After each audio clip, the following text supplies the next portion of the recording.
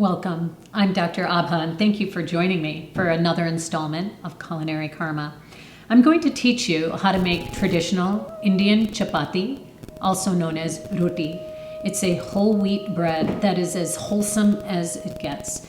And whether you find it in the huts and villages of India or urban homes, roti is a staple all throughout India because of its simplicity and its wholesome nature. It bears simply 3 ingredients: atta, and I'm using this Sujata brand gold atta. It's 100% ground whole wheat, salt, and water, and that's it. So I've got a cup of whole wheat atta, and that's probably gonna make 4 to 5 rotis pretty generously. Let me go ahead and add half a teaspoon of salt to this 1 cup of whole wheat. I'm also going to add less than a cup of water, okay? And essentially, the consistency of your dough is going to be soft. With slightly more than 3/4 of a cup of water, I've created the consistency of atta I want. And look, it's fairly clean at the bottom of this bowl. And I've got this atta ready to go. I'm not using any oil in this, okay? It's just water, salt, and flour, whole wheat flour. I'm liking this. And so I'm just gonna let this rest at the windowsill for about an hour. And what I often do is I'll moisten a cloth and put it over this so it doesn't dry out. So I'm just gonna dust my hands with a little bit of the atta so that handling the dough is easy. Okay, so I've got this soft, beautiful consistency dough.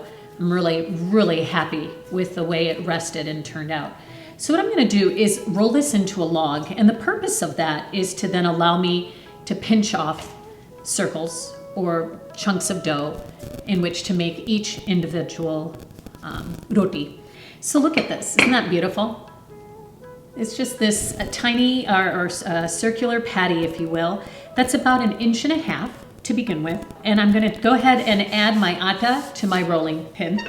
I'm just gonna keep on throwing my atta around this because I don't want for it to get stuck to the surface on which I'm rolling, and then making this very difficult to pick up when it comes time for cooking. I'm gonna take my griddle, I'm gonna add a little bit of atta to it. And the reason for that is you don't want the roti to stick to this griddle. And you kind of know that it's hot and ready when the hue or the color of the atta kind of changes from that beige to more of a darker brown color. All right, so I'm gonna take this and then place it right on my griddle, okay? And just flatten it out, be careful. And we want this to cook on either side. Manipulating the heat because I've got a gas flame. You'll know when to flip this to the other side when you see these little brown speckles formulating on the one side. It'll go faster on the flip side because it's already cooked through. I'd say give it 15 to 20 seconds.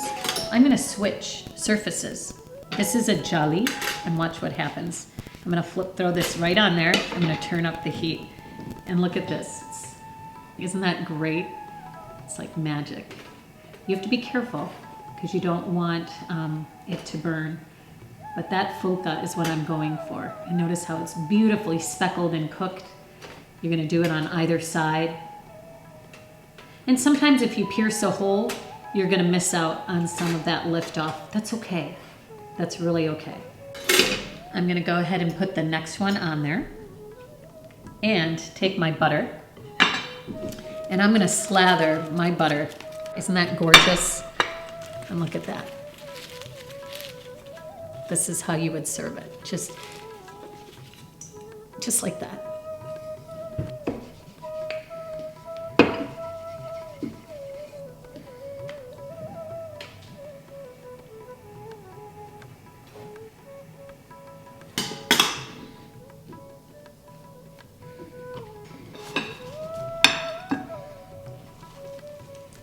For my last bit of dough, I made a tiny little guy here, which is just perfect. And I'm just gonna Oh, it smells so delicious. I love the butter just melting on this freshly cooked roti.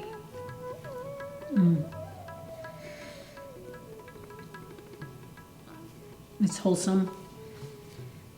There's a sweetness, but an overall sort of very measured nature to a roti. It's so good for you. It's so easy to make.